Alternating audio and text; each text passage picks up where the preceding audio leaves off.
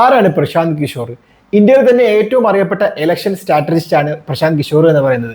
ഒരുപക്ഷെ ഇന്ത്യയിൽ അത്തരം ഒരു ട്രെൻഡ് കൊണ്ടുവന്ന്, അതായത് ഒരു ഇലക്ഷൻ സ്ട്രാറ്റജിസ്റ്റിന്റെ കീഴിൽ ഒരു ഇലക്ഷൻ ക്യാമ്പയിൻ സംഘടിപ്പിച്ച് എങ്ങനെ വിജയം നേടാമെന്നുള്ള ട്രെൻഡ് കൊണ്ടുവന്ന പോലും എന്താണ് പ്രശാന്ത് കിഷോറാണ്. അദ്ദേഹമാണ് മോദിയെ 2014 പ്രധാനമന്ത്രി സ്ഥാനാർത്ഥിയായിട്ട് ഉയർത്തിക്കാട്ടി ഇന്ത്യയിൽ തന്നെ മോദി തരംഗത്തിലൂടെ BJPക്ക് ഒരുപാട് സീറ്റുകൾ നേടിക്കൊടുക്കാനും BJPക്ക് അധികാരത്തിലെത്താനും സാധിച്ചത്. അദ്ദേഹം മോദിക്ക് വേണ്ടി മാത്രമല്ല, തമിഴ്നാട്ടിലും പശ്ചിമ ബംഗാളിലും ബീഹാറിലും ഉത്തർപ്രദേശിലും അദ്ദേഹം വർക്ക് ചെയ്തു.